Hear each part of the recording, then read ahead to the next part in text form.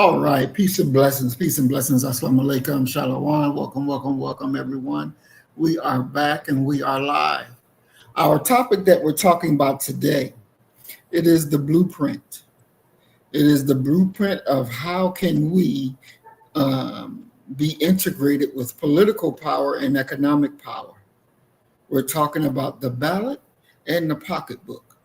How can you can you have one without the other?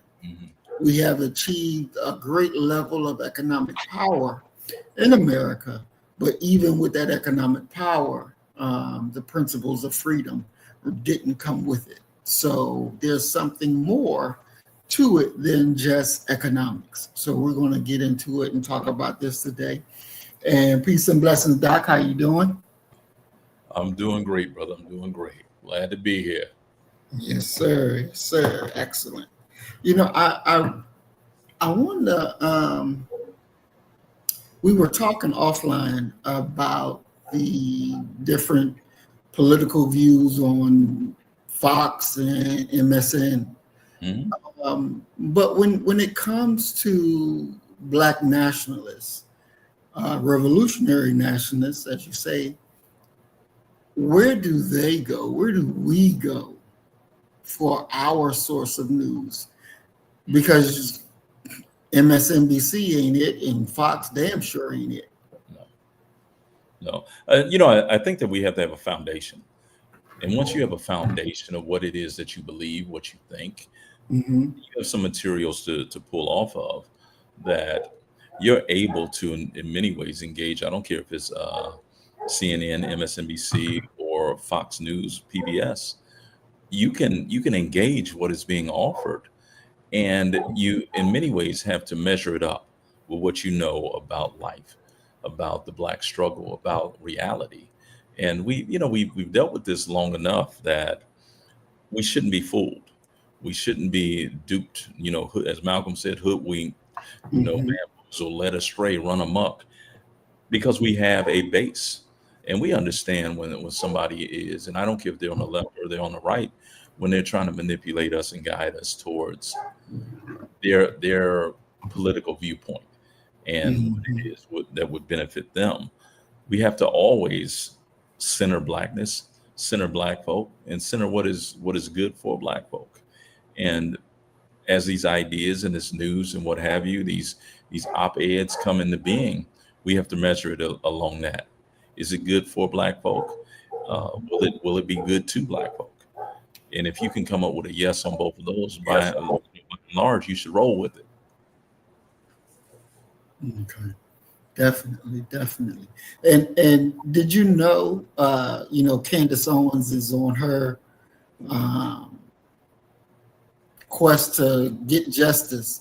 But did you know now that she's come out and she said that the stuff, because they called her anti-Semite now. She has that label. Oh, And yeah, and she says that it you is know, turned on her. yo, yeah, big time. She says when she got into the media and stuff, they fed her lines about Minister Farrakhan. Mhm. And she just quoted it because that's what she was getting paid to do. And she says, now I'm sorry for that. I shouldn't have did it because now they name me as the anti-Semite. And I'm just trying to tell the truth. When? So Which one? At what time are you trying to tell the truth? And that's where the problem comes in. Where are you trying to tell the truth? Are you telling the truth now, or were you telling the truth earlier? Mhm. It's one of those where it puts you in the mind of, well, you're really up for sale. Mm. In this situation right now, you're trying to possibly finagle and wiggle yourself into a more advantageous financial position amongst Black folk, Mhm. because that other bag that closed on you. So now let you run over here and sort of, fang dangle your way into the Black sphere. So Mhm. you can't, you shouldn't trust people who change like the weather. Mhm. Exactly. I definitely agree with that. Um, and it's very interesting that these so-called black influencers that hobble around white folks that get the bread and butter think that just by saying stuff that we already knew, that okay, everything is forgiven and you're welcome back, and it's just going to be a love fest. Doesn't really work that There can be a love fest way. Mm-mm. because you've proven that you'll do the bidding of whoever is the highest bidder. Period. Mhm. There's no getting around that. I'm a Buckeye, and one of my life principles that I just sort of try and live my life according to this is you win. Woody Hayes said this, our famed football coach. Coach Hayes says you win with people. Mm. And when you really think about that, surrounding yourself with good people in your circle, it removes so much of the junk that Mhm. other people have to deal with, because Mhm. people have their own agenda, people have their own idea. I should be the one up front. I should be the one doing such and such. And in the process of all these eyes, the concept of the we, of the collective, is completely lost. Lost Mm. to on all accounts. There is no we in Mhm. regards to that. So I don't Mhm. trust. I don't trust that. Exactly. Exactly.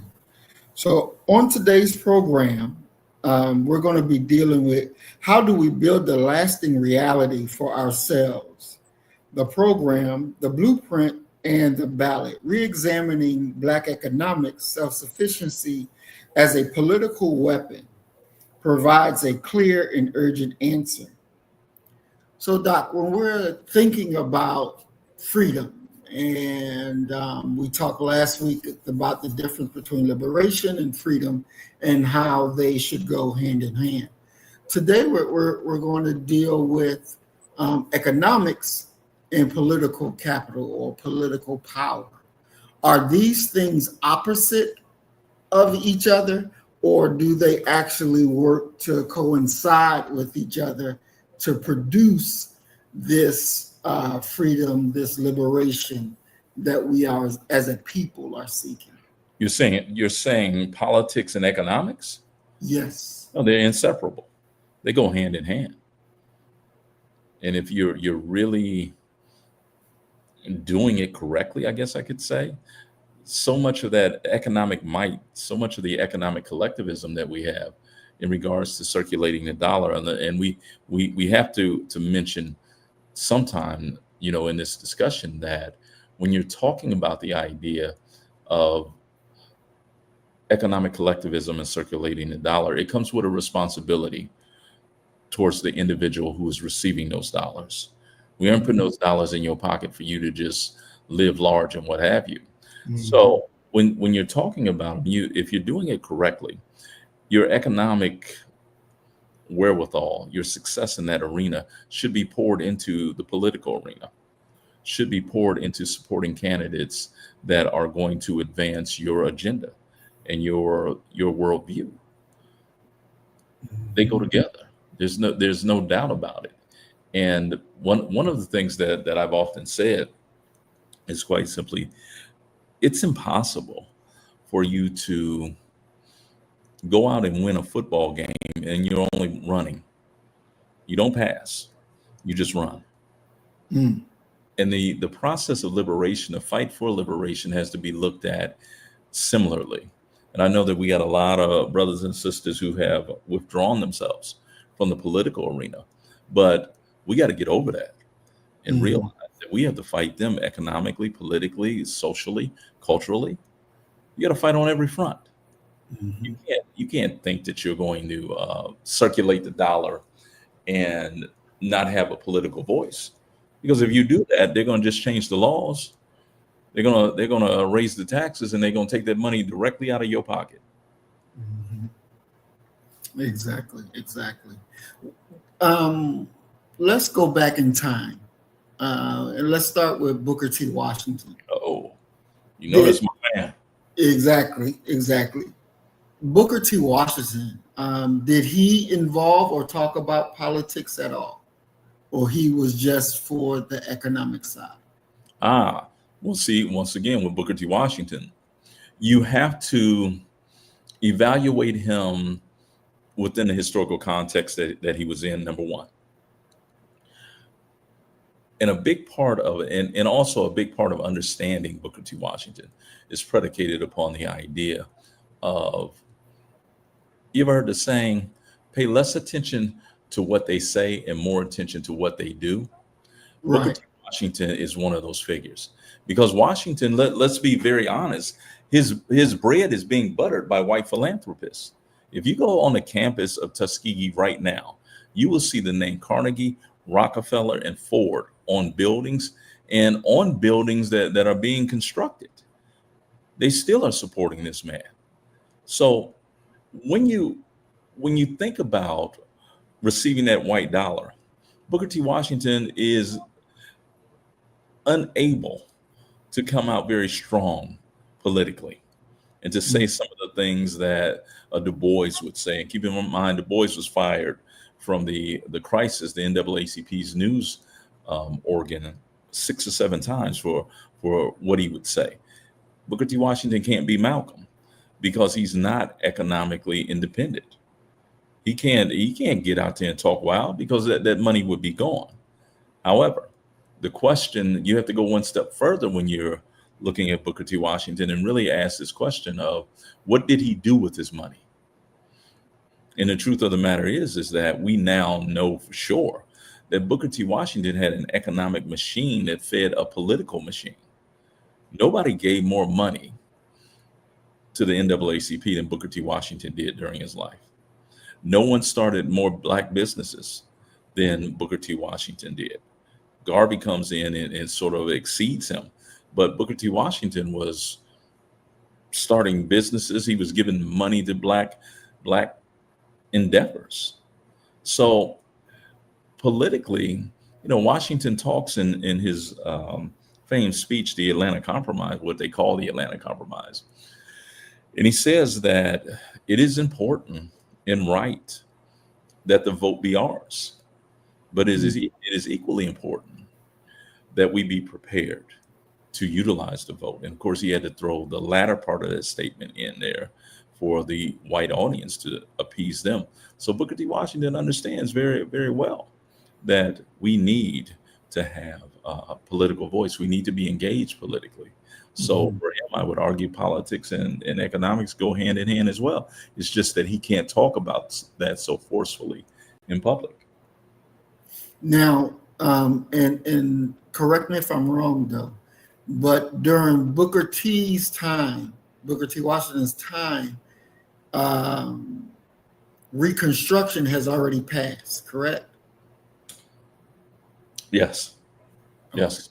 Yeah. Reconstruction ends in, technically, historians that would put it at the end of World War. Well, Reconstruction ends in 1876, 1877 with the Rutherford B. Hayes, Samuel J. Tilden election, where the South is going to basically concede the idea of home rule.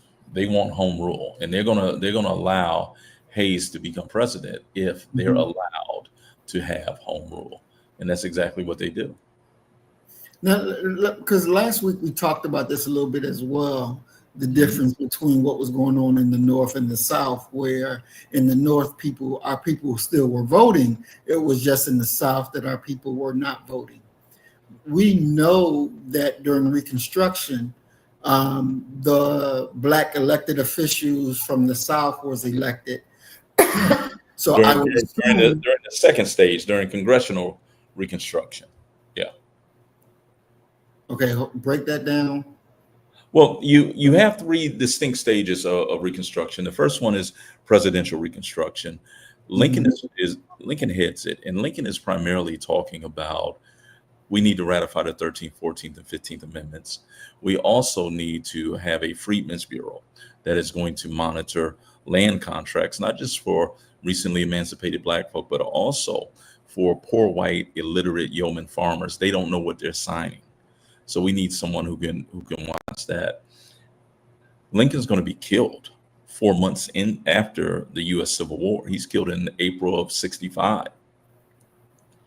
Andrew Johnson takes over, and Andrew Johnson does the worst job that anyone could ever imagine until now as the president, to the point where he's going to be the first sitting American president to be impeached.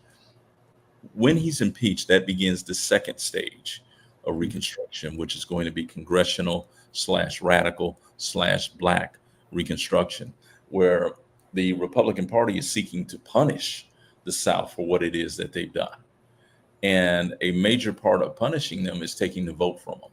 So when you're talking about taking the vote from them, you're going to concentrate and make the Black vote much more powerful. And then you had a third stage, which is going to be Southern Reconstruction, which is the South taking it over again.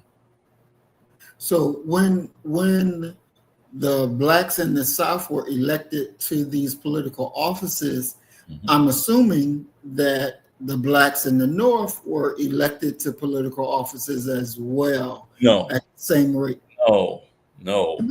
not at all. Not at all. I mean, you don't have a concentrated Black vote.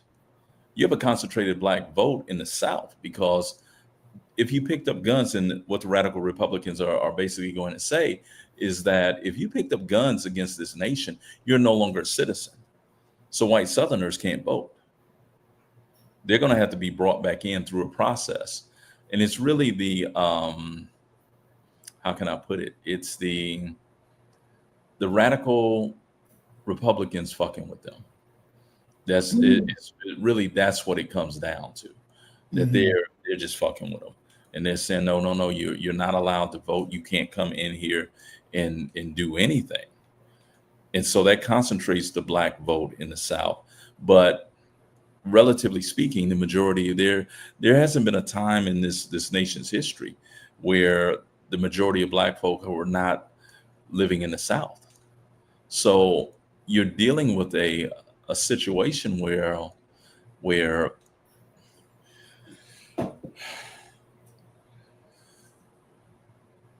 Black folk in the North, just numerically, they don't have. I mean, look at what happens today. Go back and look at Obama's election.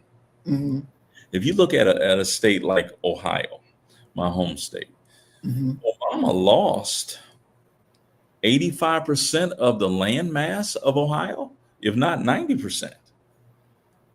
Okay, Obama won Toledo, Dayton, Cincinnati, Cleveland, and Columbus. Those are the population centers. So you don't have enough Black folk in non-Southern regions to really have political might, unless you have a situation like what we saw with Harlem and their repeated election of Adam Clayton Powell Jr. You'll have that going on, but you don't have a mass of Black folk who are able to elect Black folks like they did in the South. You just don't have it. It doesn't exist. Oh, wow. Okay. Well, that's good perspective then. Okay. So then when did the exodus for Black people actually start?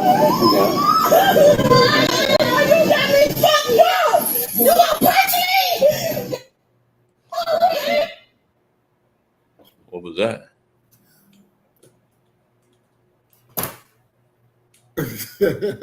A video that we may get into later tonight. Okay.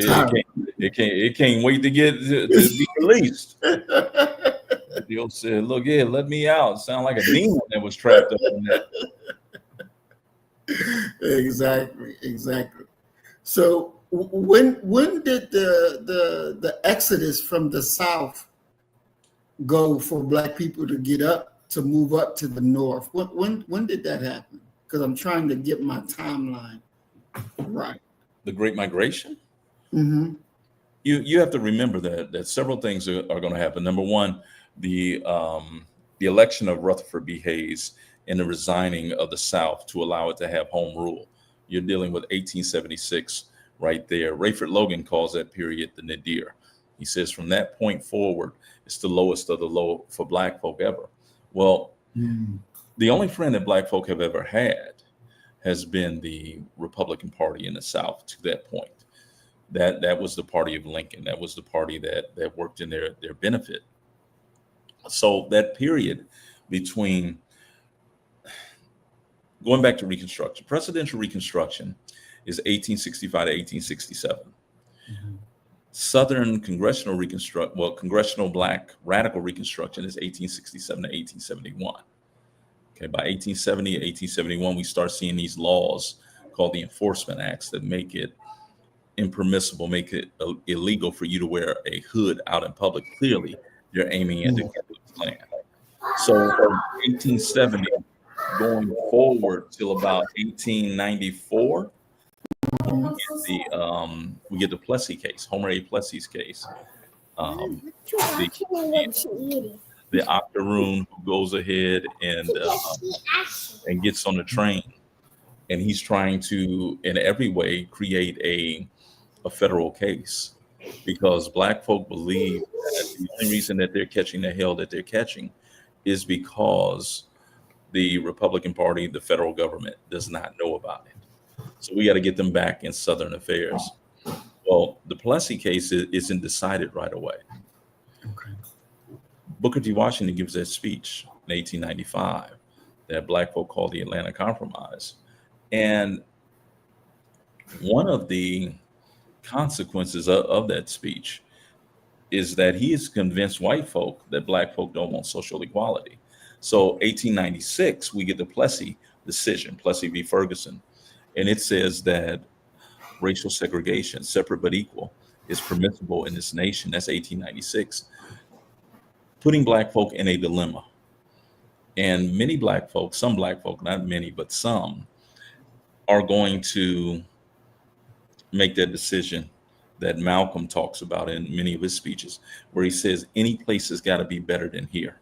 So right around the turn of the century, we're talking about the post 1896 period, you see Black folk begin to leave the South. And they're fleeing the South because if they're caught trying to leave, they're going to be incarcerated and have God knows what done to them. So all of that is in many ways really playing into what it is that is going on with the migration of Black folk. And you have to remember that when you're talking about Black folk migrating, they're not welcomed. Let's just be honest about it. They're not welcomed by other Black folk, by and large, out of the South. Black folk who are not Southerners shun Southern Black folk because they're that much culturally different from them. You're talking about people who, by and large, are how can I put this? They're loud, boisterous. One could argue that they don't belong in these areas. And there's something to be said for respectability politics, in that you have a sizable or significant population of Black folk who are really concerned with respectability politics. And they don't want to be embarrassed by these countrified Black folk who are coming out of the South and into their areas. They're too loud, they dress country, they're this and that. And it's not accidental that by the turn of the century, you see Black folk leaving the South in a great migration. And you see a lot of Black folk going ahead and creating fraternities and sororities, Jack and Jill clubs. They're trying to create a social buffer between these Southern Black folk. So, just a little bit off the topic, but this question just popped up into my mind as I'm listening to you. Mhm. So, these people that shun the Southern Black folks, would these Northern Blacks, would they become the Boule people? I believe some of them would. Yeah, some of them would, because you have to remember, and it's one of the more convoluted aspects. One of the more convoluted aspects that you're going to have to deal with is quite simply that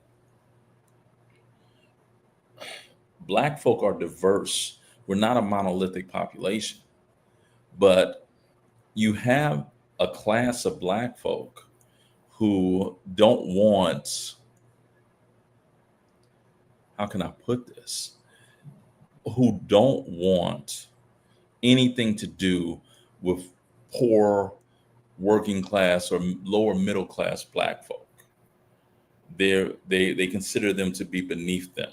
These are people who are by and large devoid of a racial consciousness that would override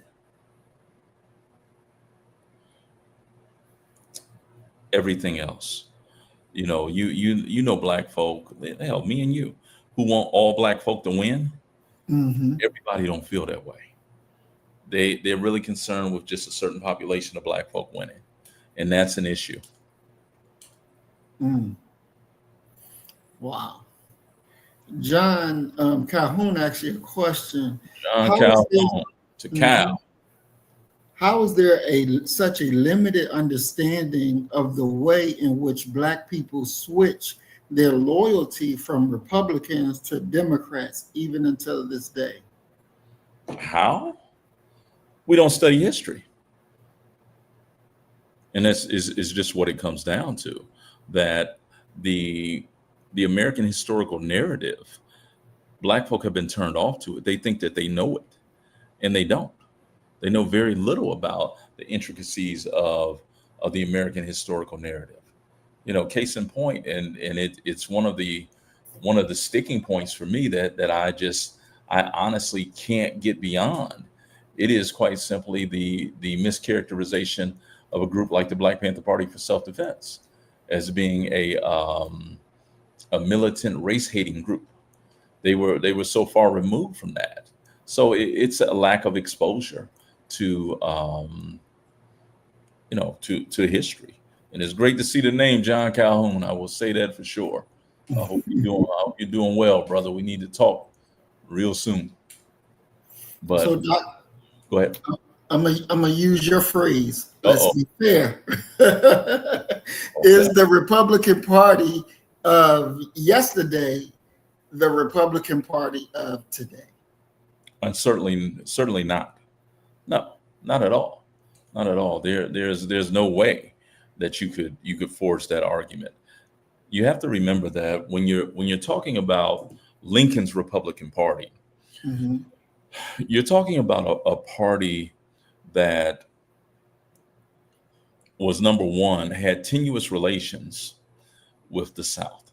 The South is in many ways seeking to exert a control that you could almost say that the South is its own land. And if you want to stretch that even further, you could say that the South is actually going to be a land of 25 different nations. It's the whole argument of states' rights, that they should be allowed to do whatever it is that they want to do, when and how and whatever intensity. Well, the Federalists that you're looking at, as far as Lincoln and those, they're trying to keep the Union together.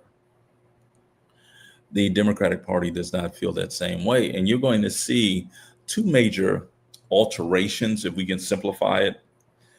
The first major alteration is going to be with,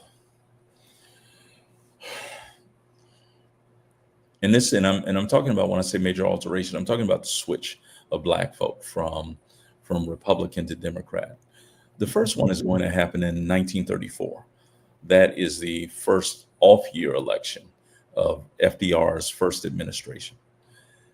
What FDR is going to do, because you got to remember, FDR is a Democrat, but he's coming out of New York State. He's former governor of New York, and he's a different type of Democrat, and so he's going to be at odds almost immediately with Southern Democrats. There's no doubt about that.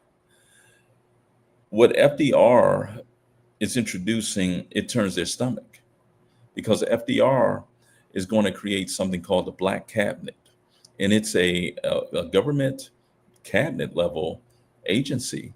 Mary McLeod Bethune was a part of it, of Bethune-Cookman College fame. They're going to create a Black cabinet that's looking into issues that are facing Black folk. You would have never gotten that from the traditional Democratic Party unless they were looking at it on how do we put them back in slavery. So that's one thing. And they react to it by rebranding themselves.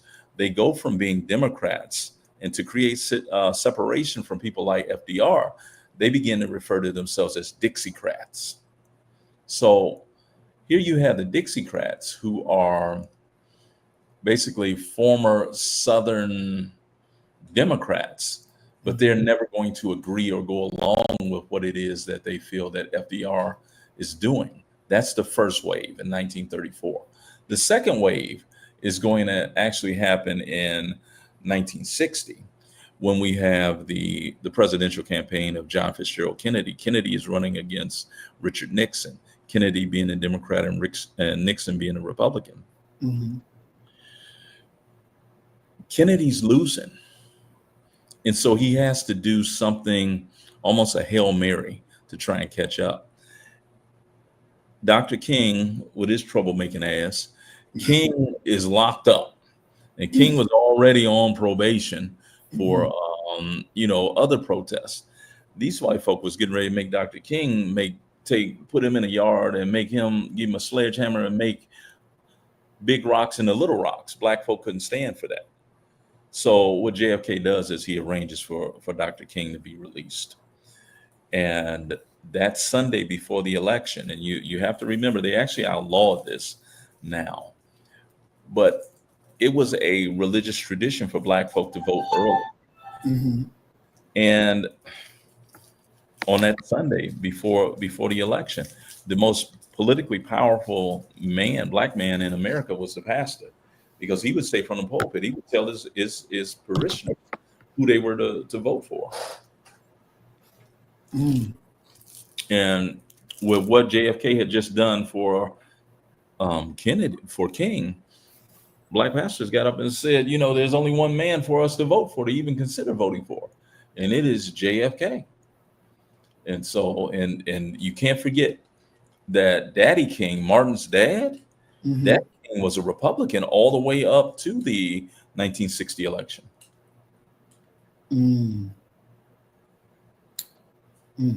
Wow.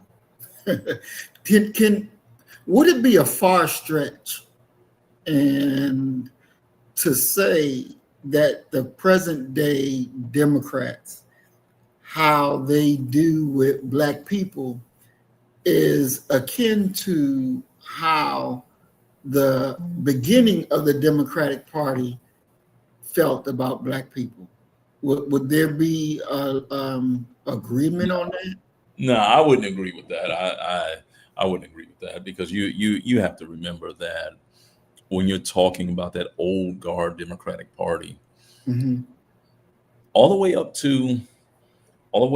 really, if we go and we look at at SNCC's work in Lowndes County, the Lowndes County Freedom Organization, Bloody Lowndes, Stokely Carmichael talks about this.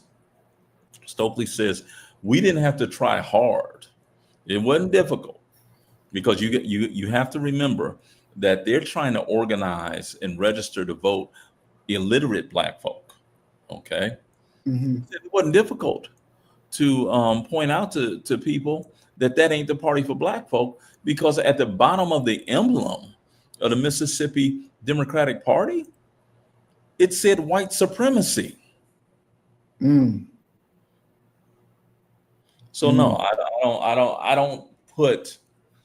I wouldn't say that about many of the Dems that are in office now. But Hmm. what I will say, and I think that this would take us back to what it is we're talking about tonight, talking about the ballot in the pocketbook. I think that what it does do for them is they black folk are and have been for the longest time kind of held hostage Hmm. by the Democratic Party. And everybody knows. I believe that every adult person could, if they're being fair and they're being honest with themselves, they would agree that if you're with a person in a romantic relationship or what have you, you're with a person and you express your love to them and you demand nothing from them, Hmm. they're number one going to start taking you for granted. And number two, they're going to start, kind of abusing you because they have some other things that they need to chase down because they already got you. So, let me see if I can increase my stock over here doing this, and that. And there's an idea. It's a historical term that I think applies to black folks' relationship with the Democratic Party today. And it's what Britain told the colonists when they were, they got to that, what is it? No taxation without representation. Hmm.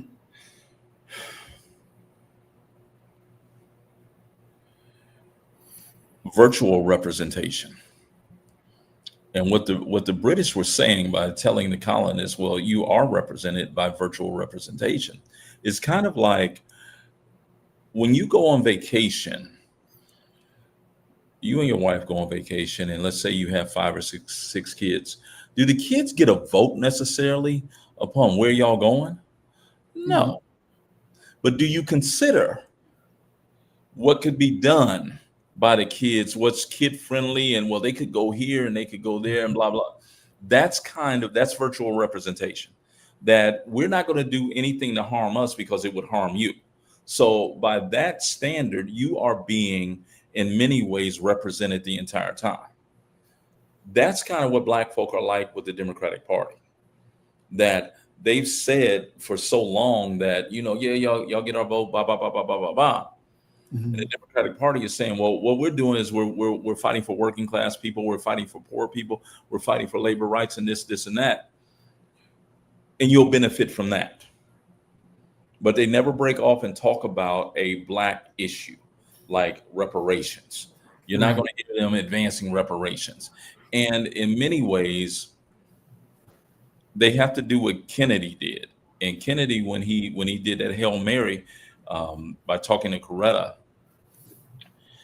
to get Dr. King released, Hmm. what the Democratic Party, when black folk really begin to agitate, if they ever become politically organized and develop an agenda, what they're going to have to, what the Democratic Party would have to do, and let's say the issue was reparations, Hmm. they would have to sit down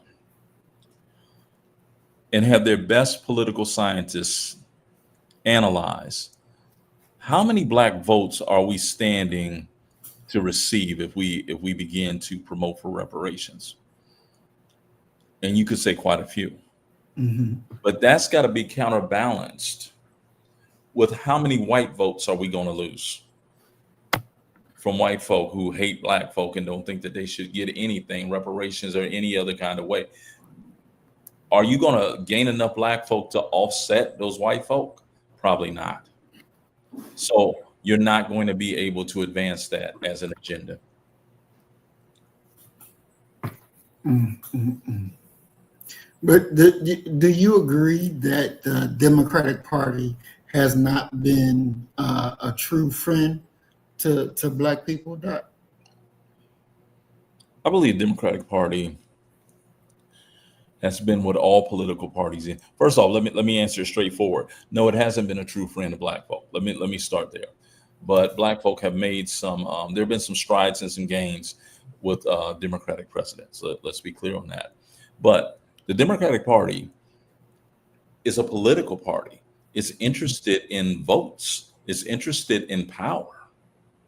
Now, the idea of doing something specifically and expressly for black folk, that's not going to happen unless black folk are able to develop a political solidarity that punishes the Democratic Party for not doing so. And if you don't have that, you really don't have a seat at the table. You're at the kids' table. You're at the table where, yeah, we're going to eat and we're going to make sure you get a little something, but you don't have a voice and you're not going to be a major player for that. So then we could use the illustration that the blacks that are dealing with the Democratic Party, they're still in the field. They're the field niggas. Now, yeah, we talked about this before. The idea of, you trying to slide in that Malcolm, historically incorrect Malcolm phrase that I get attacked by black people all the time when I call Malcolm's words into question. My best friend, he told me, "Oh man, Malcolm said it." I'm like, what? So that it's infallible because Malcolm said it? No. I don't care if you're in the field or if you're in the house. Keep in mind, the black folk who were in the house serving the white folk, okay, they had no voice either. They had no say in what was going to occur. You're just here to serve us. And in many ways, when you begin to look at, and that analogy could be stretched to the point where, how many black elected officials have we seen that actually were able to get legislation through Congress? Of course, I think the one that for me that I always run back to is Adam Clayton Powell. I don't know of another successful politician other than Adam Clayton Powell. Is there? Not that I can think of off the top of my head against him. Probably the most notable since Powell was John Conyers. But even many black elected officials wouldn't support his efforts in regards to even examining reparations. John asks another great question. He's a smart Negro. He's a smart Negro. That's we were at Ohio State together. Smart Negro. Okay.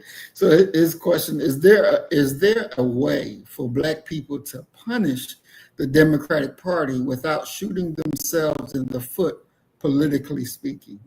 I don't see a way. Because if black folk were to come from within the Democratic Party,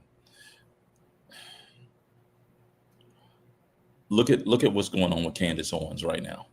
And that would be kind of the impact, the idea of you being able to lessen your support for the Democratic Party, to throw it over there with the Republican Party. There's just something about dealing with those people and those types of people that it's never going to go well. Look at what's happening with the Latinos, who are all up on stage telling, "Yeah, vote for Trump. I love Donald Trump. Look what it got them. And that's an issue now. What should be talked about is quite simply, how do black folk begin to show the Democratic Party that we're going to run a slate of candidates that are, for in all intents and purposes, going to be our people. And we're going to run them at the local and at the state level. And this is who we're going to vote for. Now, if you lose, then you're it's one of those, how can I put this? Mr. Farrakhan said this in a speech. He said, for black folk dealing with the political arena, it's like choosing between Satan, Lucifer, and the devil. You're going to hell with all three of them. And so that's in many ways the position of black folk, that we have to be politically engaged and we have to do it as strategically as we can. But like John Henry Clark said, nobody's coming to save us. The Latinos are not, despite all of the things that should be obvious to them, they're not willing to create a significant and serious alliance with black folk. Same thing with poor white folk.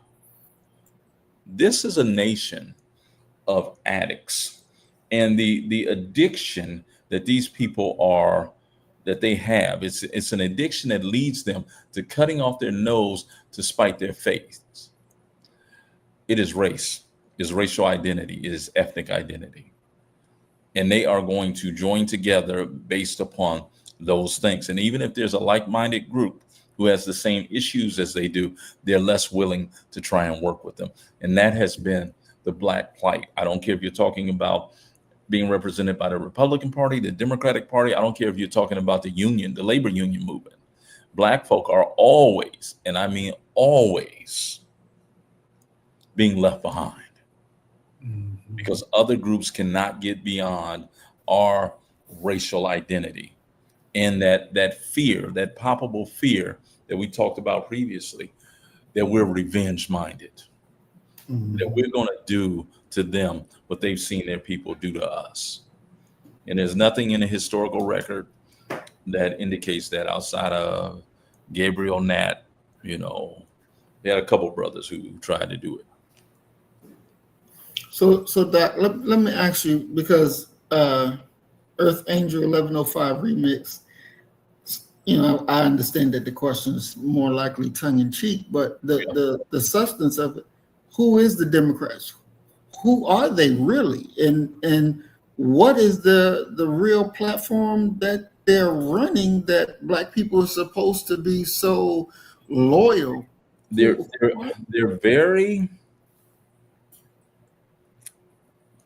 very similar, and it's ironic that we started off talking about Reconstruction.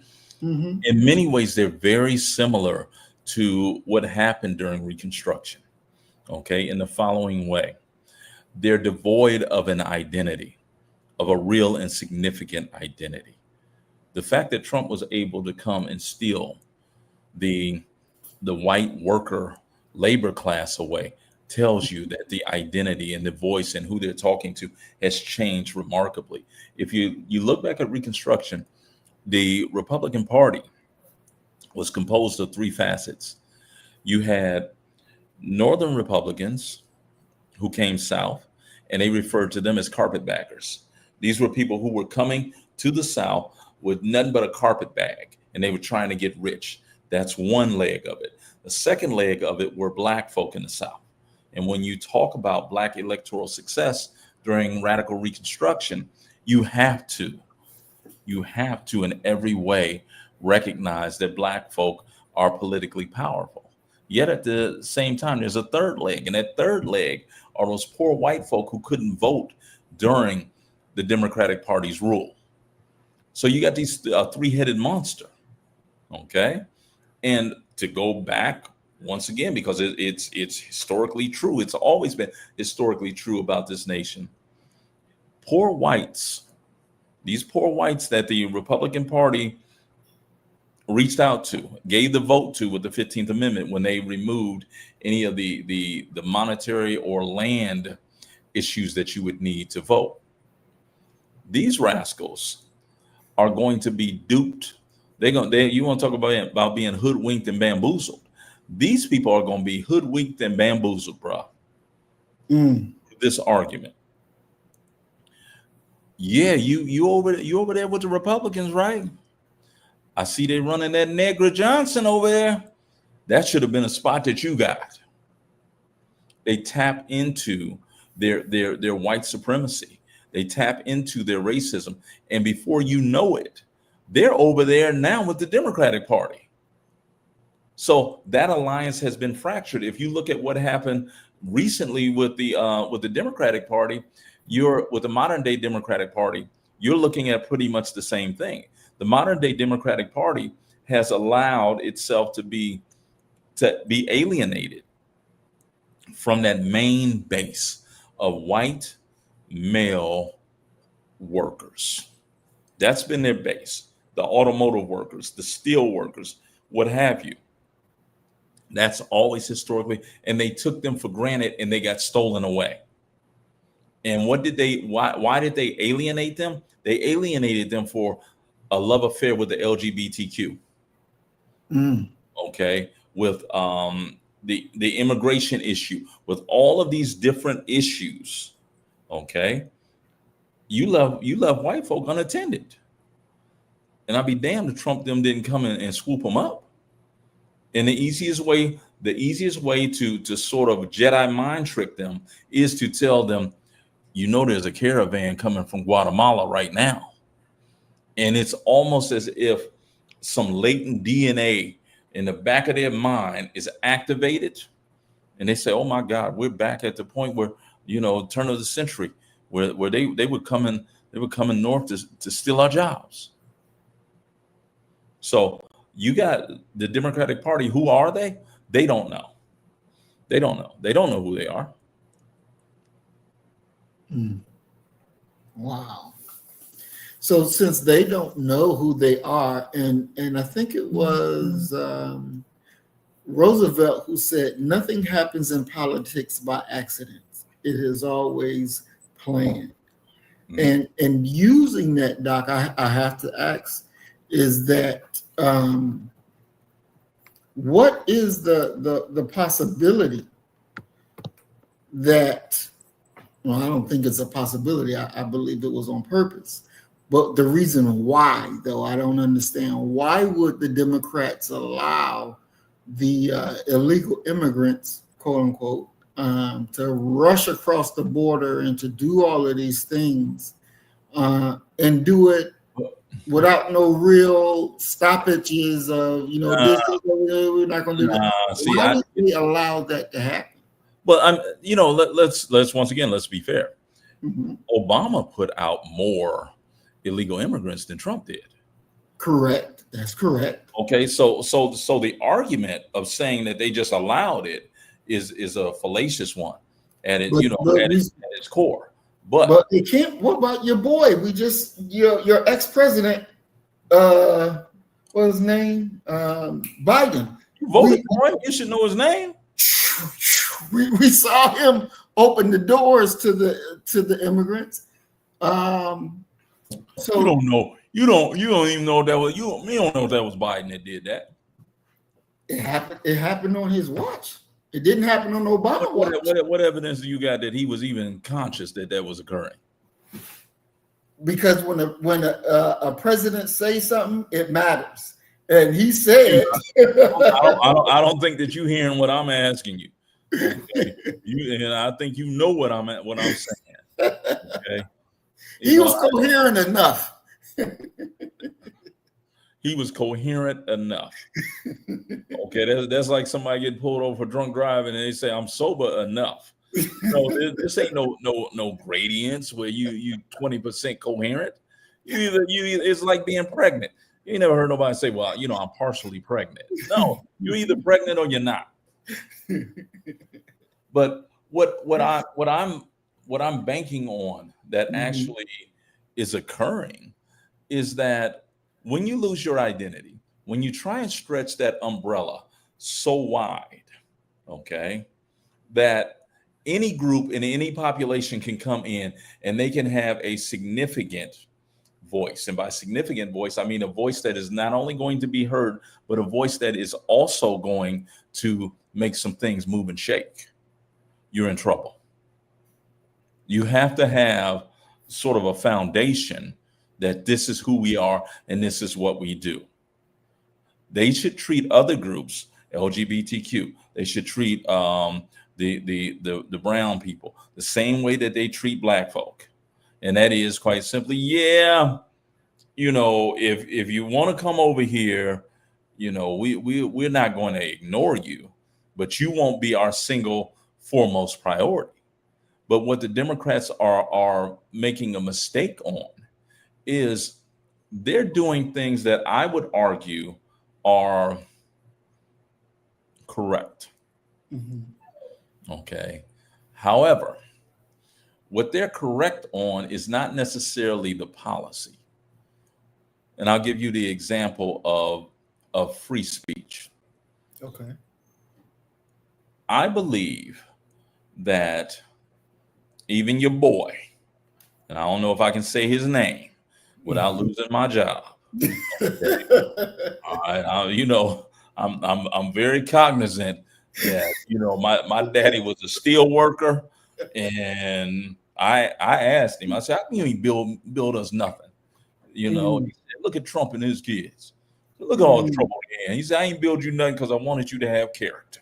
Okay, so mhm. I got a bunch of character, but when you look at what's occurring with that guy, and Mhm. we can expand it to Candace Owens. We can expand it to the king fool of the Mhm. court. And I almost hesitate to even say his name because I don't want anybody, listeners and participants, please don't go look this fool up, okay? Because he might look in your soul and you think that he God. Jesse Lee Peterson.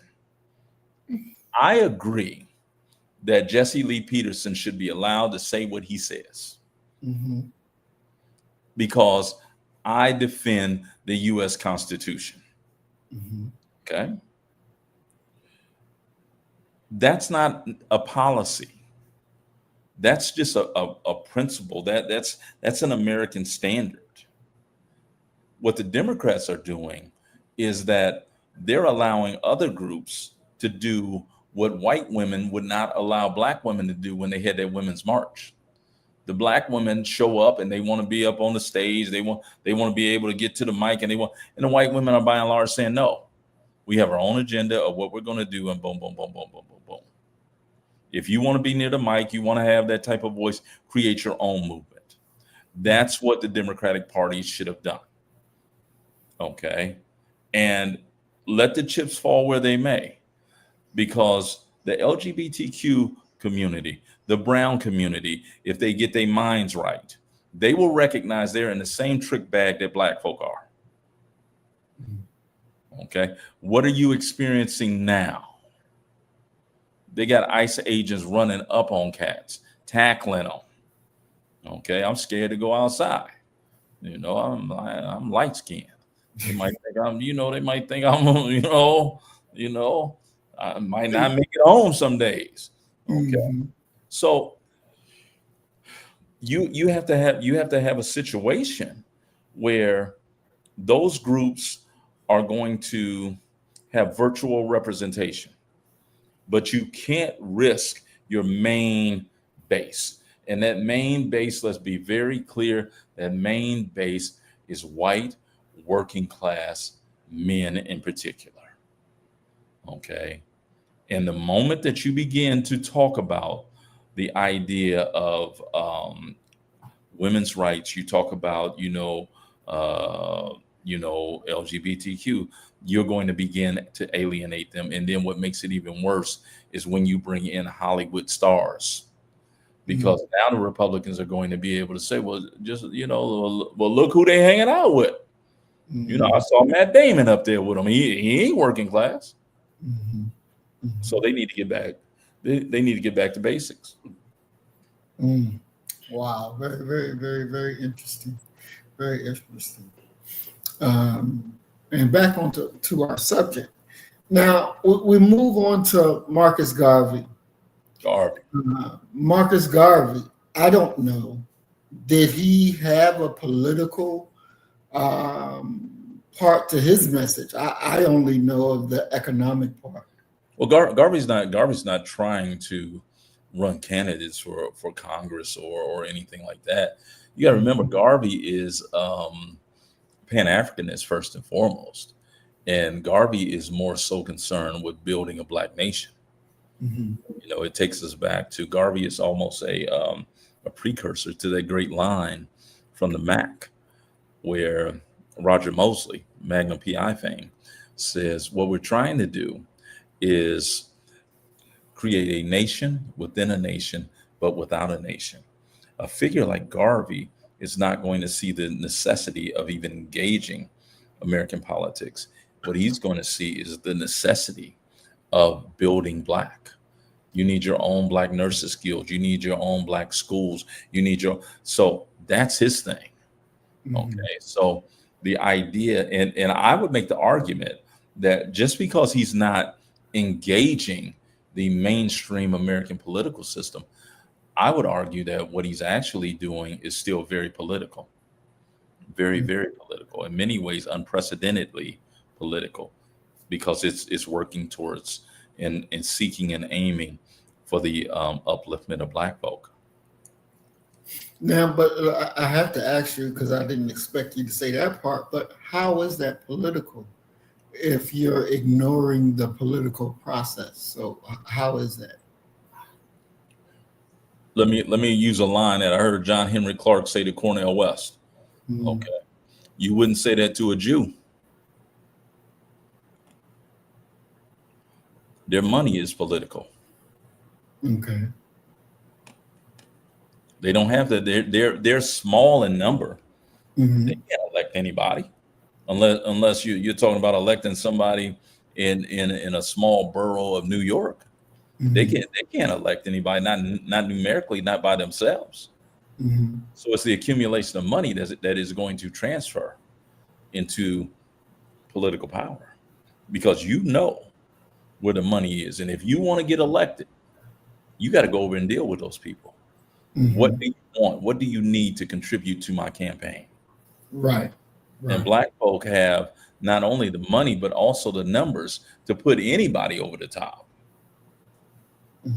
So once again, I argue that that's very political. Even the idea of avoiding the mainstream political system is still a very political act when you begin to consider the larger things that are around it. You know, to follow that line of thinking. And I'll ask you this: was the Nation of Islam political before 1984? No, they didn't. Y'all ain't political. They not in the sense of that's what I'm talking about. See, y'all are still political, but y'all didn't participate in the American political system. Right. But are y'all still political? And you know, that's the thing that where I am analyzing this thing, because the Honorable Elijah Muhammad, when Black politicians would come to him and ask him, you know, and he said, well, when y'all get up there and you back my plan of what we're doing, then yeah, I'll tell my people to go vote for you. But he never did, because they never did, but he would give them money. He would help them financially with their campaigns. Sounds an awful lot like Booker T. Washington. Yeah, exactly. And I think that was part of our problem, because you have to, because you're not, in my estimation, you're not going to reach that freedom without politics, because you can own the block, you can own a certain section of the city, but if you ain't making laws, then this lowly white police officer can come up there and wreak havoc because he represents the state. So without that political point, you're not really free. But I think that only holds weight if your long-term plan is to remain in the United States of America, versus what a Garvey is talking about, you know, leaving, you know, the Back to Africa movement and what have you. But you know, because I thought about that, and I came up with this, that was the weakness of Garvey's plan, because you're not going to take a whole exodus of black folks up out of America who have been essentially Americanized, used to 24-hour electricity, used to all of these necessities that we have here in America.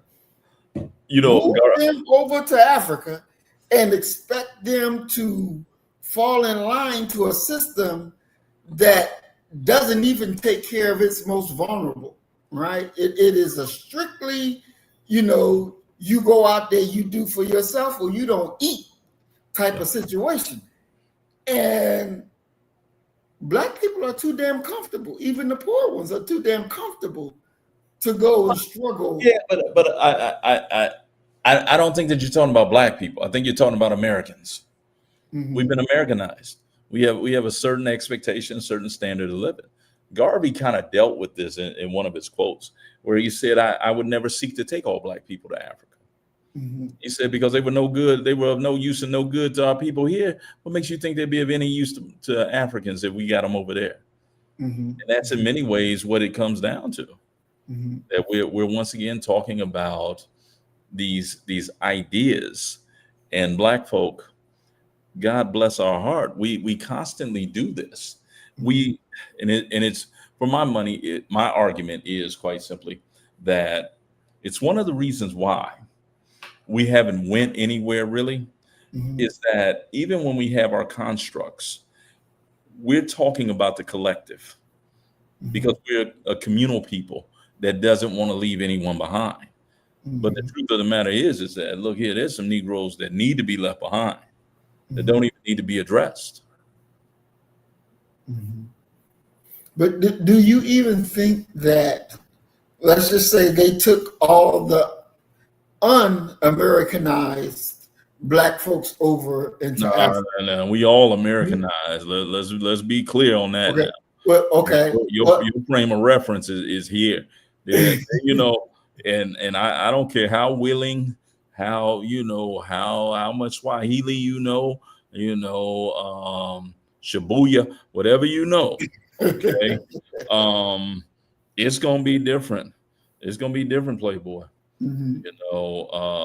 I remember being at and I think I told you about this. We went to a restaurant. We were on our way to Kumasi. Mm-hmm. And I had a group of students. There was probably 25 students. We stopped at a little roadside restaurant. Thought it'd be a good place to stop at because we had maybe another 2 hours drive to make it to Kumasi. Bruh, only half of us ate.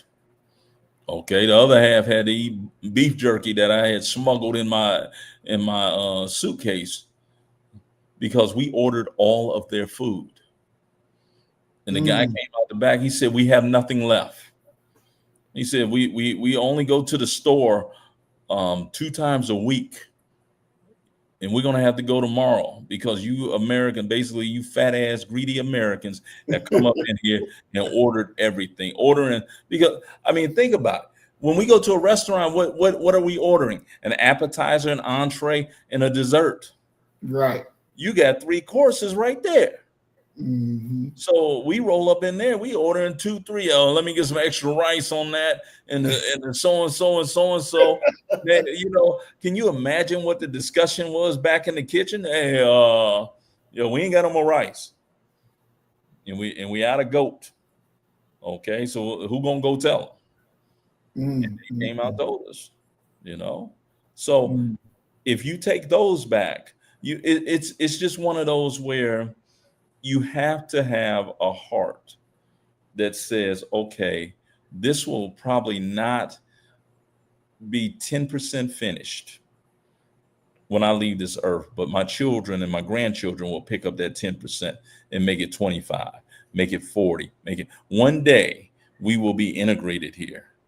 But that's a tough sell, especially when you're talking about black folk, and specifically aiming at black women who like fucking brunch. Dang, you ain't gonna have no mimosa over there. You get what I'm saying? It's just not gonna happen. And I don't think, honestly, that the African that's over there would honestly be ready for us and the way that we think and behave versus the way that they think and behave. Because I could really see, that, for certain things, you got to pay this under the table. You got to pay this under the table. And you have this expectation that when you get there, things are supposed to be a certain way. But when you find corruption and you find these other things that's going there, then, a black person from here is like, now see, I'm about to whoop your ass because I'm about to teach you fucking with the wrong one. This type of attitude is going to come out. And so I think that they would have to grow up substantially in their understanding to be able to understand that, no, the corruption thing, y'all can't keep running that same old way. Ain't gonna get you nowhere. But they're gonna get you out of the country quick. They're trying to mess up their money. You're gonna be up out of there quick, brother. And I know I've never told anybody this story, and there's always amongst black men, there's always we always kind of playing the dozens on each other. And the word, you got to know somebody, you got to have some type of relationship with them to go ahead and talk shit, to play the dozens with them. Otherwise, you're gonna get cussed the fuck out. I've never talked about this in public. Okay, we're in. Matter of fact, it was Kumasi. We were in Kumasi. They have the world's, and if anybody in the audience wants to look this up, they have the world's largest outdoor market. Okay, and I'm talking about humongous, expansive. Okay, and if you ain't careful, okay, you'll step in some boo-boo, or you'll fall into like a gully and all that. You have to be in they're bartering. You got people who are trying to convert money. Everything is a hustle. Everything is fast. And we're walking through Kumasi, and we were traveling with the University of Kentucky. So we got a white lady with us, and there was a brother, okay, who wanted to let everybody know that there was a white lady there. Okay. So he starts like he's the town crier. There's a white lady in the market. And I mean, he said it for like 15 minutes, and he's following us, screaming like she a slave catcher or something. The white lady in the market. Okay. So we got all the attention upon us, right? And all of that. And one of the students wanted to buy something from one of, because these are like, imagine a shanty that's divided into like cubicles, maybe 6 feet wide, maybe 10. And you go in there, you look at what they're selling. And so we're standing there, and we see the African version of YNs, okay, standing out there. One of them Africans, okay, he had like a machete in his hand, and he's talking with, there's like 6 or 7 of them, right? He raises the machete and points it towards me, right? Oh, and you know what he said? Hey, that's Fat Joe. That's Joey Crack right there. Yo, Fat Joe is in. I said, man, fuck you. He said, man, fuck you. You look like Fat Joe, motherfucker. Blah, blah, blah. And that just started it. You know what I'm saying? So you're going to have those cultural misunderstandings right there. Okay. And you're talking about taking a people that know very little about what the African is really like, and the African knows very little about what we're like. Those who have never been here, they believe all of us are rich. They believe that we're balling because they're getting their impression and their understanding of what we're like from rap videos and things like that. They have no idea that we over here working, struggling, paycheck to paycheck. They think that we're in the land of plenty. So yeah, you're gonna have some cultural misunderstandings. You take some people over there. I mean, look at the history of Liberia. Liberia was steeped in a civil war for 40, 50 years because the black folk because Liberia was selected as going to be the place where one of the places they were going to send us back to. Right. Okay. The capital of Liberia is named Monrovia, named after James Monroe, Manifest Destiny, James Monroe. Well, the black folk who went to Liberia felt like they should be running the country because they've been around white folk. And of course, the Liberians was like, "Are y'all nuts?" And there you go. You got a civil war on your hands. You know, but I'm not going, brother. I'm not going. So there's only one way that I would ever go back to Africa. Only one way is if they got one of them fly planes where you can lay down and just go to sleep in that plane. Other than that, I can't go. You know, you want to talk about getting beat up? Get on that plane for 20 hours and get bounced around in that little seat. Yeah, hitting your little having the side of your, the outside of your knee hit that metal thing on your seat. Oh, it don't hurt the first 3-4 times, but let hit 60 hit you. Wow. They don't have none of these, these what do you call them? These big old cruise ships going to Africa. They go to every place else. They don't go to Africa. Man, I ain't never heard no cruise ship going to Africa. What is going to Africa for?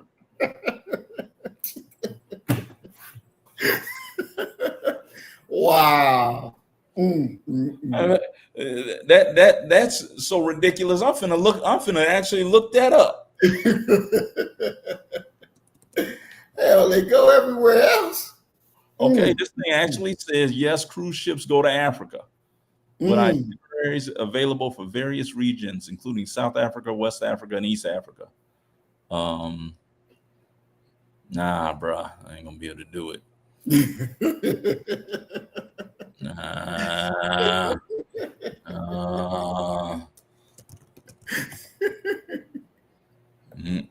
Okay, here you go.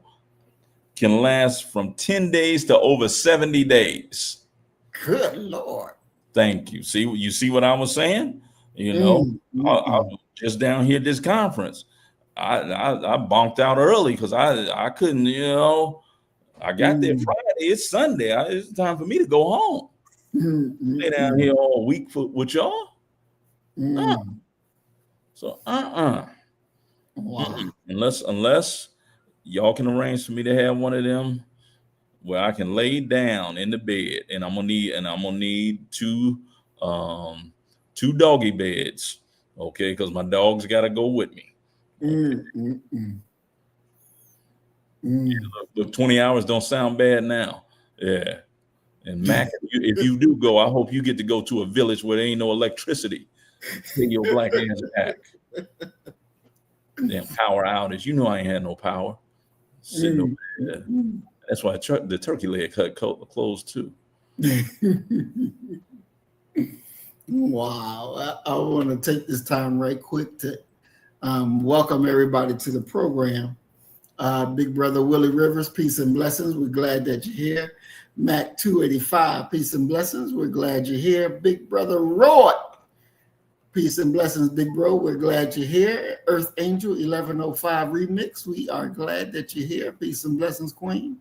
John Cahoon, peace and blessings. We are glad you're here. Emerald Modesty, peace and blessings, Queen. We are glad you're here.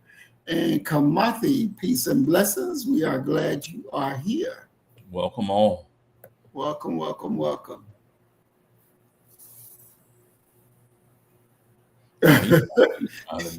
Trying to be electricity. What you need electricity to play a saxophone for? To act like you back at the juke joint and light you some candles and get to blowing. So, Doc, let me ask you, as a historian, why is it a simple act of Black people building economic self-sufficiency from the Reconstruction era all the way to the Black Power era, always been treated as a radical and threatening political statement by the American power structure. Why did America see it as Because it that? is. It is that's the lens that they're looking at the world through. It's threatening to them. It disturbs them. You have to remember that, well, if we go back to the Great Migration Okay. and look at Black folk, especially when the Great Migration is going to accelerate surrounding World War One, Black folk had to escape the South because them white folk did not want to let them go. Mm. Okay, so they treated us horribly, but they knew that their wealth rested upon our labor. So you can't you can't separate or divorce that. The idea that white folk are going to always be preoccupied with what it is that Black folk are doing. And so much of it is going to boil down to what you were talking about earlier when you talked about the idea of them being fearful of revenge. There's a guilt associated with knowing what your ancestors did to our ancestors. And in many ways, the commentary of viewing it as a threat to your existence, to your mighty society and your mighty existence is revealing in this way. Because in many ways, what you're saying is if it was me, if it was my people, we would get y'all Black asses back for slavery. So that's why they're viewing it as a threat, because there's an eternal fear and guilt. And there is also, it could be argued that they know that it's due and that it would be just. Mm. Definitely, definitely. Doc, when we're looking at the three men that we talked about earlier, Booker T. Washington, Marcus Garvey, Most Honorable Elijah Muhammad, some people see them as having a very different approach to the problem of our people. But what was the common thread in their economic philosophies? And how did they all view the dollar as necessary tool for Black liberation? Do for self. Each one of those figures that you're talking about is operating from a position of do for self, and that Black folk are going to have to work. Booker T. Washington uses this phraseology in the 1895 speech. He says quite simply, in the great leap for towards freedom, we must always remember that the vast majority of us are going to work with our hands. You look at that argument and you look at what the other two did, and it's natural, to be honest with you. It's natural and it's logical if you really think about it. Garvey was inspired by Booker T. Washington and was actually coming to America to meet with Booker T. Washington, but Washington died while Garvey was in transit. Okay. I've told people this, when you're talking about the economic philosophy and priorities of the Nation of Islam, the Nation of Islam's economic priorities are nothing new. It is Booker T. Washington's Tuskegee plan with an Assalamu alaikum on top of it. Okay, it's the same thing. You're talking about farms. You're talking about developing Black wealth. It's the same thing. It's the same program. The only difference that you could have is that the Nation of Islam has never been dependent upon white patronage. They're not counting on Carnegie, Rockefeller, Ford, and people of that ilk to support them financially. Booker T. Washington had to. So in many ways, you take a figure like Malcolm, you can trace Malcolm's development and lineage straight back to Garvey, and Garvey straight to Booker T. Washington. So the plan is nothing new. The plan is nothing, you know, when Garvey's talking about the UNIA and Mhm. the development of the Black Star Line, his shipping line, what are they shipping?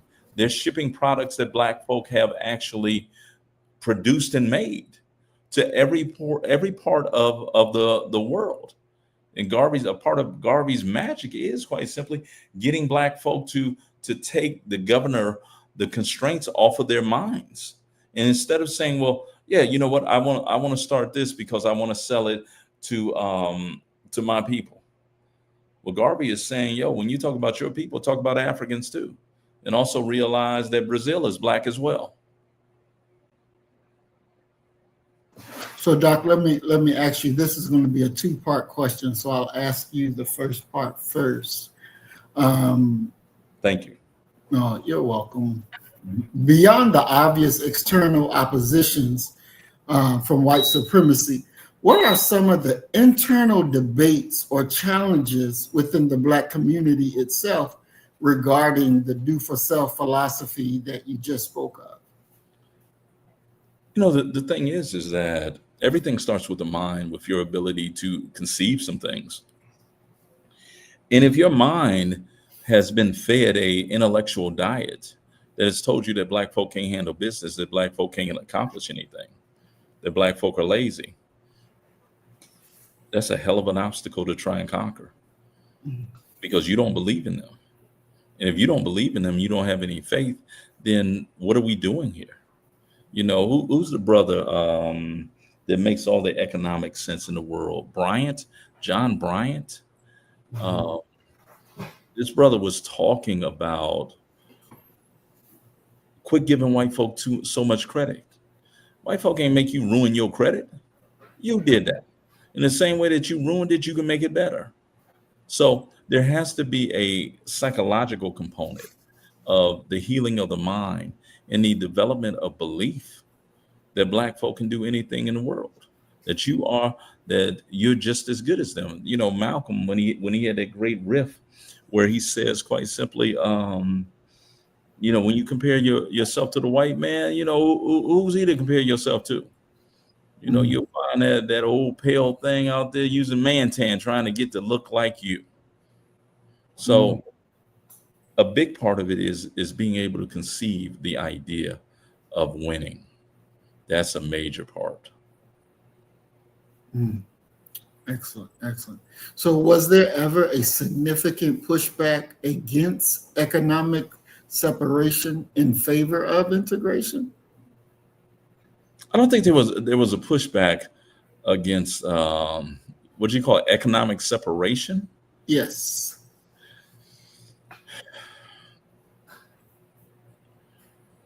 I think that by virtue that the mainstream civil rights movement is pursuing integration, that what goes along with that, unfortunately, is the dismantling of Black economic self-sufficiency, the circulating of the Black dollar, because now you are trying to spread yourself, quote unquote, thin with other communities as well. Lackawanna Blues, Mhm. great movie. If you've never seen Lackawanna Blues, you should watch it. But Hill Harper, Hill Harper has this moment where Nanny, the central character of the entire story, has gotten older. He's matured into an adult male, and he's walking on an errand for Annie, for Nanny. And you had this cold street with all this wind blowing, snow blowing, and he says this line, which is so true. He says, "We never realized while we were pursuing integration that every time a white door opened, a Black one closed." Mm. And our people seemingly weren't able to differentiate between fighting for the right to go anywhere you want to versus the need to go to those places. I agree with the fight, just like I was talking earlier about the right to free speech for everyone. Right. I agree with that. I agree that they had the right, that they deserved the right to go wherever they wanted to. But I disagree wholeheartedly that they should have been up in Woolworths. They should have been up in Cresses after they won the right to do it. Where did you go eat before? Because those dollars that you're now siphoning off and depositing in the pocket of Mr. Woolworth and Miss Cress, those businesses, those black businesses, were probably already operating on a razor thin profit margin. And here you're going to pull 30, 40, 50, if not 60, 70% of their business away because now you can go over there and sit and eat with white folk. Mm. And we all know their food don't compare to ours. Mm-hmm. Exactly. Doc, do you think, because that's a very great point that you just brought up, and I didn't even think about that when I was making up the program, but do you think that part that the government took into consideration when it eventually agreed with the integration, that this would be a way to destroy black business and also to keep black people's money going into white pockets? No, I don't think that they had that much foresight. I think that what occurs is that white folk make the most prudent and best decision for them. And you'd better figure out what your next move is. So I don't think it was some big, large plan or anything like that. And one of the more unfortunate things that when you go back and you look, because really what we're talking about is the Brown decision. Mm-hmm. And the Brown decision is what's going to overturn Plessy v. Ferguson of 1896. So you have 58 years of official state sanctioned racial segregation. Mm. So basically, we destroyed ourselves because we wanted to be integrated yourself out. You limited integration, integrated yourself out of power. That's what you did. And you in many ways, I mean, think about it this way. When black parents send their children off to college, Mm-hmm. they're sending their children off to get an education because there's a formula. You get an education, you'll be able to get a better job, you'll be able to make more money. Right. Instead of, we're going to send you to get a business degree so that you can come back home and you can help run the family grocery store, and maybe we can expand it and have a chain of them.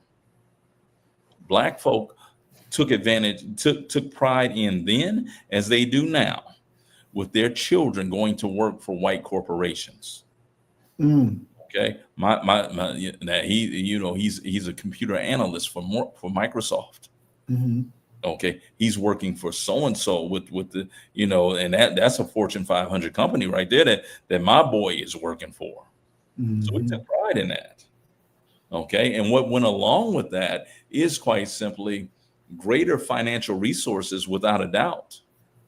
But at the same time, that you have greater financial resources for what the boys would refer to as the talented 10th, that untalented 90 is going to be left behind.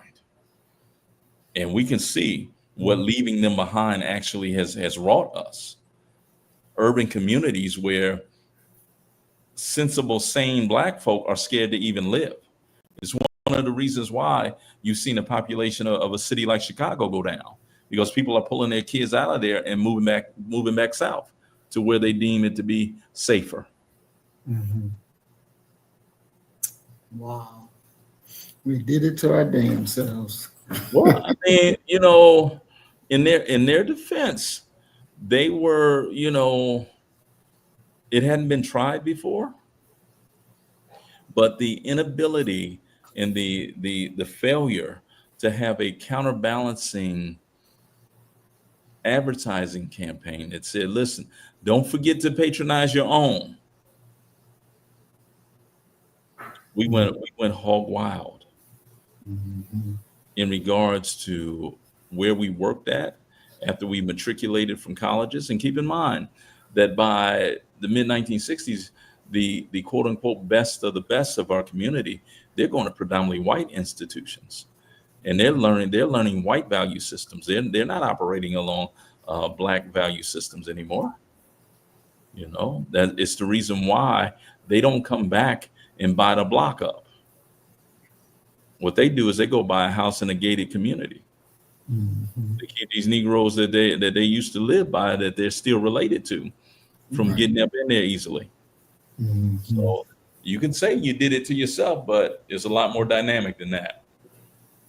I was thinking on setting this up, this issue we briefly talked about it last week, where we talked about the integration of the children, bringing the black children into the white schools.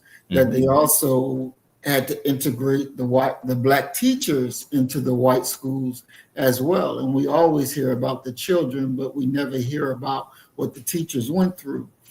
I want to ask the mindset, because for me, if I was a parent back then, I would damn sure would not have sent my child into that foolishness. It just wouldn't have never have happened. I wouldn't have done that. What would you have done?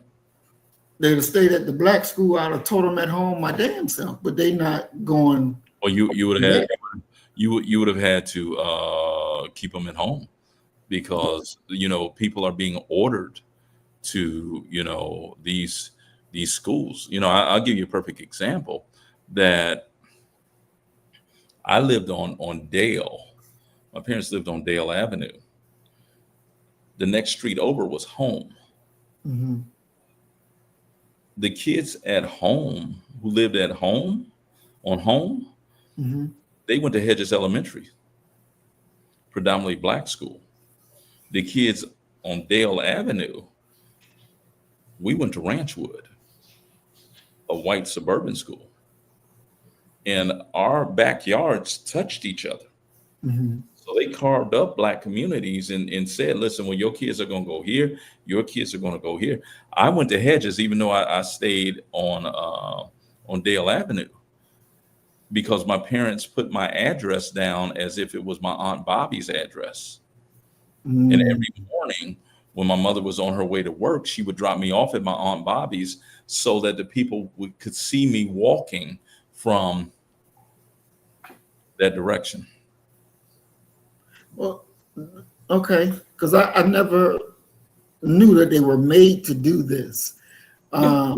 But if that's so, why were we only seeing one, two, or maybe three children going, and not a whole lot of black children going? If they were No, made, but see, what you're talking about is the Southern school desegregation movement. I'm not talking about the Southern school desegregation movement.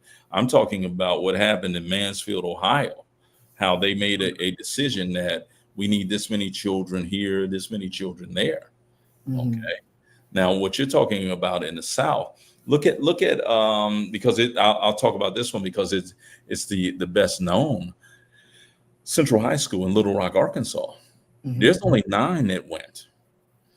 And the reason that there were only 9 that went is that those 9, it's similar to the integration of Major League Baseball.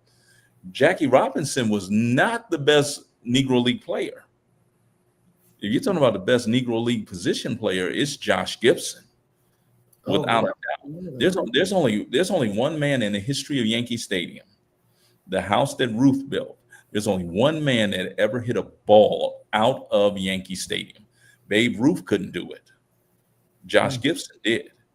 Okay. When they measured Josh Gibson's home run, it went Mhm. 785 feet. Think about that. It would Mm. have been a home run twice. He knocked the ball out of Yankee Stadium. Okay. Not out the park, out the entire stadium. Why Mm. not? Why not Josh instead of Jackie? Well, Josh Gibson was an alcoholic, and if you look at his actions now, through present medical and psychological terms, he was definitely bipolar. Hit Josh with the ball and see what happened. Okay, like they did Jackie. They intentionally hit Jackie's ass, but he had the right temperament and outlook and understanding to let them white folk dog him out and spit on him and do all of that shit. You couldn't do that with Josh. And there's a reason why Satchel Paige wasn't put up there, or another black pitcher. Because imagine a black man throwing a ball and hitting a white man. So the Little Rock Nine, okay, they selected those 9 because they were bright, brilliant students. They had the right temperament, okay? And if they failed, it would prove all of the negative things that white folks said about black folk, being dim-witted, dumb, damn near retarded, intellectually inferior. So you got to pick the right 9. You got to pick the right ones to go, because they are in many ways ambassadors for the black community. Now we're going to put them through hell, but you never lose frame. You never let them know that they're getting to you. Remember, I know you remember this very well. When Netanyahu went up in the White House and berated Obama, Mm-hmm. I remember how mad you were. Yep, still mad about it. Man, I would have such and such, and I'm like, but how does that play out if he does that? How does it play out? Because it's going to play out very, very differently. Mm-hmm. You know, I got a colleague who told me a story. He was working for a university system, high-ranking administrator. He gets a complaint. He had 3 or 4 secretaries. He gets a complaint. They sent their complaint directly to the president, said that he was intimidating. Okay, he's a big black brother. Okay, it upset him to the point he asked for a meeting, wanted them to be there, and they said, well, yeah, you know, you intimidate us and this, and he said, what exactly am I doing? He said that white woman lowered her head and said, you're doing it right now. It plays differently. And he ultimately ended up leaving that job. You know, it plays differently. And you know it plays differently when it's us. You know, that's why come on. You know, there's a photographer who was down in Nashville when the sit-in movement was occurring.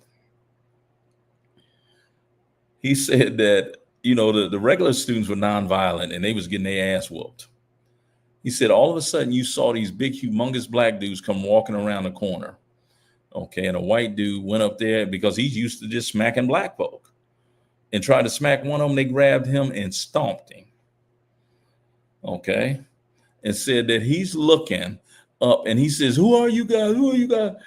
And said, and it turned out to be, what's the black Fisk? It turned out to be the football players from Fisk who were tired of seeing their girlfriends and their friends get whooped on. Okay. And the reporter wrote down, he said that brother looked at that white dude and said, we the Union Army, we done came to free the slaves. You can't send everybody. They couldn't send you. Man, please. You want the Supreme Court to have to redo the Brown decision? Be like, let's give it another 50 years. Could you imagine how you would behave? Oh my God! If they just threw soup on you for no reason and then stood there and laughed. Mm-mm. Oh yeah. That's why there's so few in the South. You know, because if you send a bunch at one time, they gonna squad up, and you gonna have battle royal every single day. Wow. So, Doc, let's look at the Nation of Islam's economic program under the Honorable Elijah Muhammad, which you correctly called Do for Self. Now, it was remarkably successful. From your labor history perspective, what were the key structural elements, like disciplined workforce, internal market, and the centralized treasury, that made the model uniquely effective compared to other economic movements? What do you think were? Well, I mean, the thing is, number one, when you're dealing with black folk, let's be very clear on who we're talking about. You're dealing with a Southern population, okay, a population that are, and let's call them what they are. They are agricultural geniuses. If we can't do nothing else, we can grow something. Right. Okay? It's just what it is.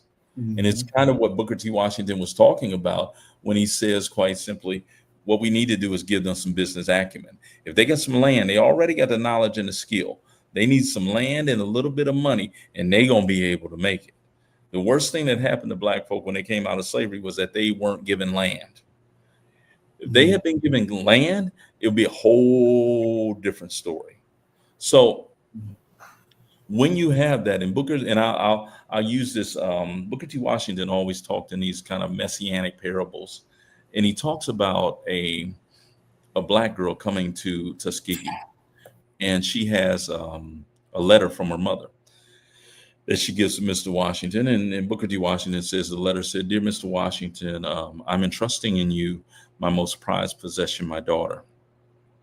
I entrust that by the time she's done with her study, she will be an educated, refined, classy young lady. I have but one request, and that request is that she not be forced to learn anything dealing with laundry. Because, see, I'm a laundress, and I've done this my entire life, and I want something better for my daughter." Booker T. Washington folded the note back up, handed it to the young lady, and said, "Give me a couple of days to think about this to see if I'll even allow you to remain here." Booker T. Washington was pissed. Okay. He was pissed because his people still wasn't getting it. The demand should have been that she studies nothing but laundry.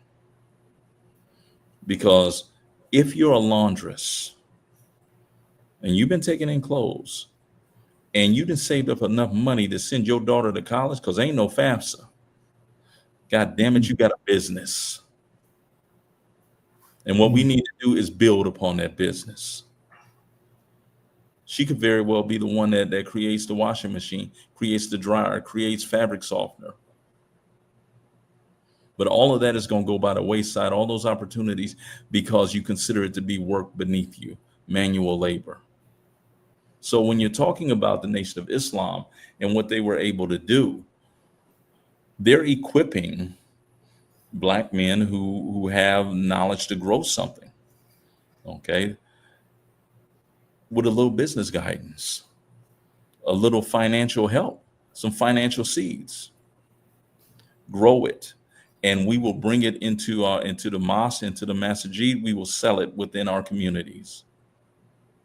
That's, I'm not going to call it genius, but it's the most logical and rational way to go forward when you're talking about us as a people.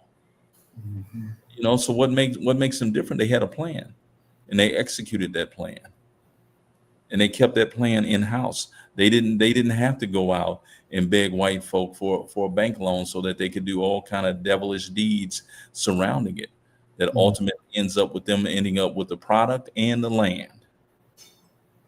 And that's a very simple lesson that is seemingly very difficult for our people to comprehend.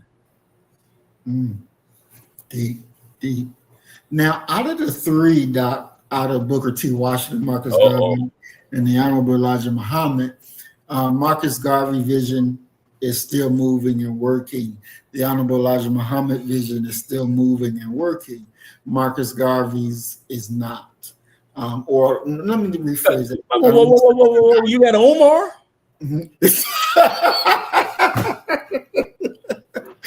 What are you talking about? That's some disrespectful shit right there. Umar is on the battleground every day. Okay, ain't showing nobody his knuckles. All he's showing is pure palm. Hands out. About bless me. FDMG, baby, Frederick Douglass Marcus Garvey Academy. Don't shortchange him. Shit, I think Marcus Garvey, Frederick Douglass, both they would come up and whoop his ass for even thinking about saying their name. Garvey's vision ain't man, please. He operating out of the best tradition of Garvey. They got Garvey for mail fraud. Umar still he walking in his steps. So, do you think that what was the main reason that Marcus Garvey movement, um, for all intents and purposes, was gone once he was deported? Because once Booker T. Washington, passed away, but his stuff kept moving. The Honorable Elijah Muhammad went on. His stuff kept moving, but Marcus didn't keep moving. Why? But you have to remember that what's going on when Garvey comes here. Garvey, very much like Malcolm, Malcolm had a public nemesis Mm-hmm. that they didn't have Twitter, they didn't have any, so they were writing letters in the newspaper. Malcolm's nemesis was Jackie Robinson. Okay, go back and read them letters. They were shooting at each other. It gets downright embarrassing. But Garvey is opposed, and it's ironic, how we talked about Southerners being fought against and opposed by Northerners during the Mm-hmm. Great Migration. Garvey is going to be opposed by a very prominent and very, very powerful Black Negro intelligentsia Mm-hmm. headed by Du Bois. Du Bois is not yet at that point where he's going to embrace Pan-Africanism. And Du Bois refers to Garvey as a stranger, a foreigner, and tells Black people, don't trust this foreigner. You don't know nothing about him. Okay, why would you trust somebody like that? Mm. So you have that working against Garvey. And then the fact is that Garvey is going to, in many ways, I'm not going to call it a mistake because he organized who was willing to join him, but it's very similar to what the Panthers did.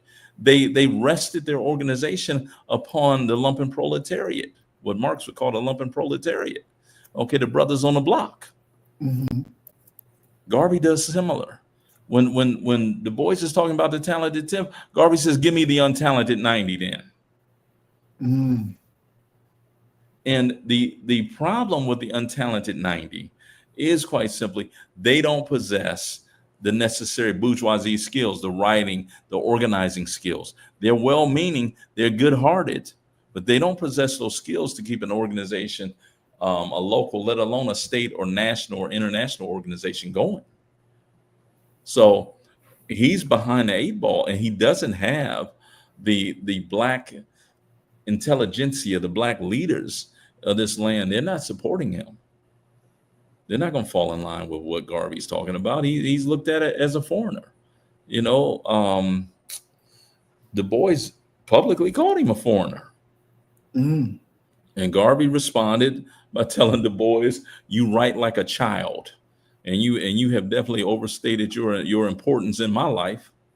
Yeah. Mm.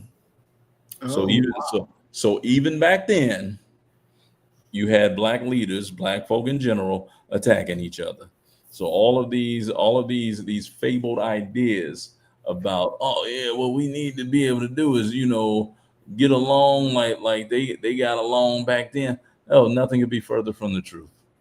mm. Garvey and Du Bois were at each other's throat. Malcolm and Jackie Robinson was at each other's throat. Fred Hampton and Mr. Farrakhan, both of them in Chicago, had their moment. Okay, where Mr. Farrakhan said, go get that boy, bring him here, and they had their moment. So there's a inability to cooperate that in many ways is a signature identity of our organizations and leadership, unfortunately. Wow. Okay, Doc. So we're at our time, but when you give your closing comments, I do have one other question that I want you to answer while you're doing your closing comment. And the question says, we know that the COINTELPRO targeted, no, not that one. What is the single most important lesson modern Black entrepreneurs and community builders can learn from the NOI's economic blueprint when it comes to creating systems that are resilient and can withstand both internal and external pressures today, not only using the NOI's model, but also Booker T's? What I would say is always go back to basics and develop an ability in a way to almost be self-sufficient. Because the more moving pieces you got, the more parts you got, the greater the chances are that something will fail. If you go back and you look at the career of Andrew Carnegie, steel man, Andrew Carnegie could guarantee you, and this was his selling point, I guarantee that you will get your steel from US Steel on the day that I told you you'll get it. You don't have to worry about a strike with us, because Andrew Carnegie knew there wouldn't be a strike because he owned the mines. He owned the miners. He did not allow them to unionize. He owned his own railroads. He owned the transportation to the mill. He owned the steel mill workers, the creation of the steel. And once again, he owned the railroad. So when it was put on a rail car, he could control when and where it would go. So keep your circle tight. Mm. And in many ways, do the best that you can as far as maintaining your autonomy and your independence. And that's saying a lot. That extends much further than what percentage of the business do you own. I'm talking about the idea of not having a external entity that can do anything or say anything that would in any way lessen, damage, or compromise your ability to have an A+ product. Mm. Mm, mm. Exactly, exactly. Do you see, Doc, that at some point we'll be able to honestly, as a group, understand the principles of do for self and begin to pick it up and do it where there won't be Chinese stores in our community? They'll be replaced with Black stores. There, won't be going to the China people for hair and all this. They'll be going to Blacks, and Black people actually treating each other with the due respect that they should. Do you see that? I hate to say never, but what I will say is that those things are all impossible until Black folk in mass are teaching their own a relevant curriculum that works for Black folk. As long as you're teaching a foreign curriculum to our people, they're going to act like that foreign people Mm. because they know nothing else. What else could they possibly be or do if if they don't know their own name? You don't know your name. You don't know your culture. And in many ways, so much of what it is that our people are exposed to, it's negative and anti-Black programming, from the music to the videos to the television shows and what have you. And it's sort of like, have you ever talked to anyone who has weaned themselves off of sugar and use a sugar substitute when they want something sweet? Let them go back and take a drink of something that is laden with sugar, and they'll tell you, "Woo, this is too sweet." Mm. They no longer have an appetite for it. They no longer have a tolerance for it. I believe that Black ignorance is something that our people become very acclimated to. And if left to their own devices for too long, it becomes the personification of what it means to be Black. Mm. Wow. Excellent, excellent. Thank you, Doc. We're going to go ahead and move to closing comments. Man, I'm just happy to be here, man. Like I said, I was at a conference earlier today, and I rushed home. I actually got in an Uber and made it home. You know, specifically for this. I didn't want to do this work up in the hotel room or what have you. That was an option, but now I want to come home. I need to be Mm. home. This is my base of power, my source of power. So glad to be here with y'all. Enjoy you, each and every one of you, and tell others about the show. And Mhm. thank you for all your support and your love. Peace. Yes, thank you, Doc. And you know that we are definitely grateful for you being with us because it does make a difference. I was asked several times, because sometimes when I be on here, I do be sleepy, I be tired. And people have asked me, dude, why don't you just go to sleep and forget the program? Just go to sleep. But I can't because this is part of my sacrifice. We have to have things that we willing to sacrifice for. So I may be tired, but I'm going to be right here because this is my duty. This is what I love to do. And I know that we're doing a good job in feeding our people. And I also want to say for far too long, we have prayed for a new world while participating in the old one that is destroying us. We have asked God for deliverance while we're waiting on our oppressors to deliver it. The Honorable Minister Louis Farrakhan has warned us that the period of waiting is over. The time for building is now. And this is what we must do. We have to build. We have to build. We can't wait on and continue to pray that there's going to be a benevolent white man that's going to come or benevolent white woman that's going to come to save us. It's just not going to happen. And, I was listening to, what's your girl name? That just ran for president and lost? Harris. Kamala. Yes. Kamala. I was listening to her book that she wrote about the 106 or 107 days. And when I listened to her, and I'm still saying to myself, this is why you lost. Because you're in a mode that's not going to get it. That's just not going to be acceptable. And I believe that our people have to go beyond of accepting what they call normal. And we have to be more dedicated to what we need as a people and be courageous enough to run for office, but do it in our own way. White folks have a coded language, and I believe we have to develop our own language that when our people hear what we're saying, they understand what they're saying. Now, they may say in front of white folks, man, I ain't voting for that nigga. But when they get in that voting booth, bing, they vote for that nigga and be voting for him proud. We have to be able to develop this because the status quo just can't, it's just not going to work. And goddamn, we don't know what condition America going to be in after these, 3 years left that Trump has in office. We don't know. This nigga allowing Carter to build their own military base on American soil. What the fuck is that?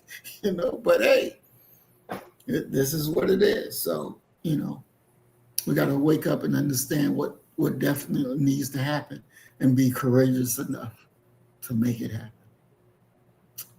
And with that, I will say, you kill the nigga in you, I'm going to kill the nigga in me, and our God will reign supreme.